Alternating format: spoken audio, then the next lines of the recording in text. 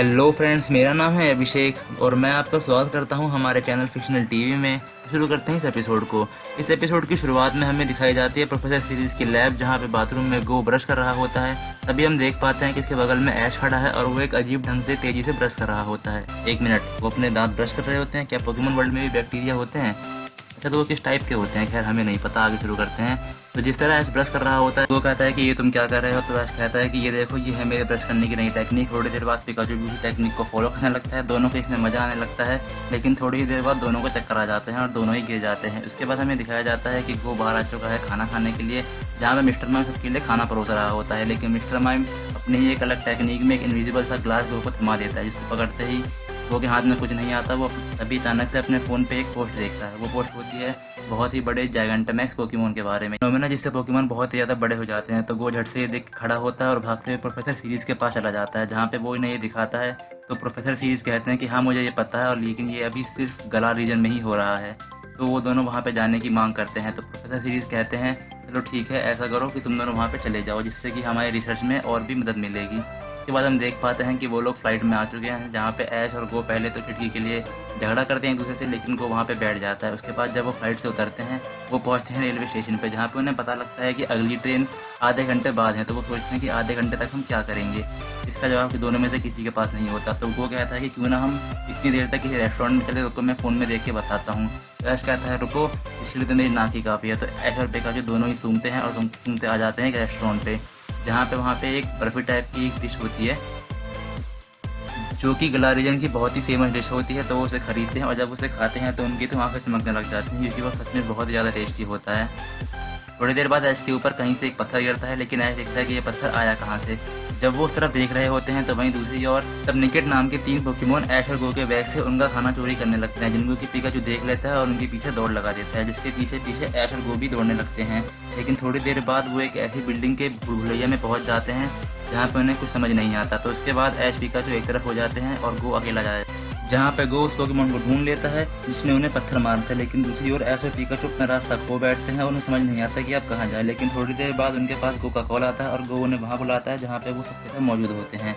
यहाँ पे हम देख सकते हैं कि निकेट नाम के वो तीनों पोकेमॉन और वो दूसरा पोकेमॉन भी यहाँ पे आ चुका है, जहाँ पे कि वो लोग देख पाते हैं कि जो खाना उनसे चोरी किया गया था वही खाना ये लोग खा रहे हैं। वो खाने को पहले तो 4 भाग में डिवाइड करते हैं, जिसमें कि 3 भाग निकेट नाम के तीनों पोकेमॉन के पास होता है, और स्कॉर्बनी नाम का वो पोकेमॉन जिसने उन्हें पत्थर मारा था उसके पास एक पार्ट होता है। लेकिन जब वो तीनों अपना खाना खा लेते हैं तो स्कॉर्बनी भी उनको अपने खाने में से आधा खाना पकड़ा देता है।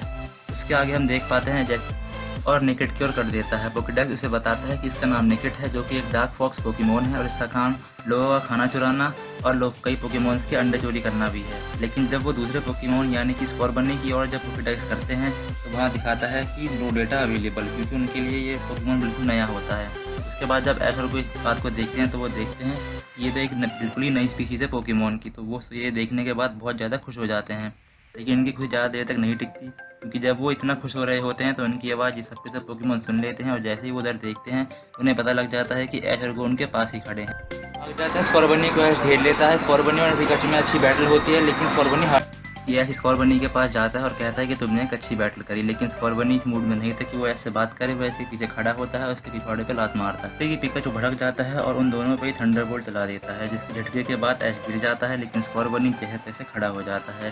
फिर हमें आवाज़ आती है एक शॉपकीपर की, जो कि उन तीनों निकेट नाम के पोकेमॉन्स का पीछा कर रहा होता है। इसकी आवाज़ सुन के स्कॉर्बनी भी वहाँ पहुँचता है और देखता है कि शॉपकीपर ने उन तीनों को ही एक डेड एंड पे पकड़ लिया है। यहाँ आ जाता है हमारा पोकेमॉन क्विज। तो क्या आप बता सकते हैं कि ये कौन सा पोकेमॉन है? अगर आपको पता है प्लीज़ कमेंट सेक्शन में जवाब लिखना मत भूलिएगा।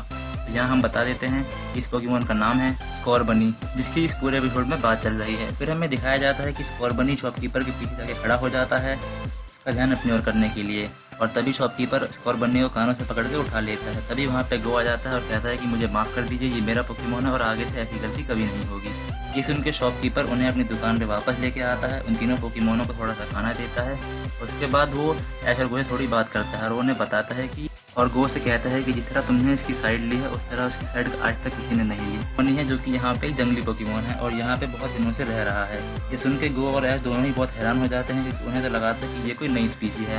उसके बाद वो इसका डेटा पोकेडेक्स में देखते हैं, जिसे बताया जाता है कि ये एक रैबिट फायर पोकेमॉन है, जिसके सोल्स मतलब कि उसके पैरों के नीचे के तलवे जो कि उसके लिए एज अ गुल्लक चाम का काम करते हैं। उसके बाद शॉपकीपर उन्हें उनकी कहानी बताना शुरू कर देता है। उसने उन्हें बताया कि निगेट पोकेमोन कुछ दिनों पहले इतना खाना भी चोरी नहीं कर पाते जिससे कि इनका पेट भर सके। उसके बाद इनके पास आया ये ब्राउन कलर का स्कॉर्बनी, जिसने कि इन्हें खाना चोरी करने की नई नई टेक्निक सिखाई और उसके बाद ये लोग आराम से अपना पेट भरने के लायक भी खाना चोरी करने लगे। इसके बाद गो स्कॉर्बनी और निगेट को कहता है कि दुनिया बहुत बड़ी है, तुम यहाँ से बाहर निकल सकते हो जहाँ पे तुम्हें खाना चोरी करने की जरूरत भी नहीं पड़ेगी। तो उसके बाद as a good luck charm तुम्हारे पास तुम्हारे सोल्स तो हैं ही, और अगर तुम्हें इसके बाद भी गुड लक की जरूरत पड़े तुम किसी को पीछे उसको लात मार दिया करो ताकि तुम्हारा गुड लक चार्म और ज़्यादा इंक्रीज हो जाए।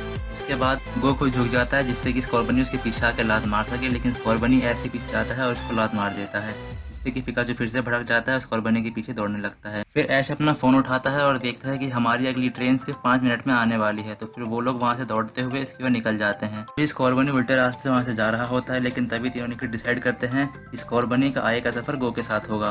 तो स्कॉर्बनी को उठाते हैं और उसी स्टेशन पर पहुँच जाते हैं जहाँ पे ऐश और गो है, और उनके पीछे पीछे उसी ट्रेन के अंदर स्कॉर्बनी को भी डाल सकते हैं। उसके बाद हम यहाँ देख सकते हैं स्कॉर्बनी भी उसी ट्रेन के अंदर जिस ट्रेन के अंदर ऐश और गो है। तो बस दोस्तों, खत्म करते हैं आज का अपना वीडियो।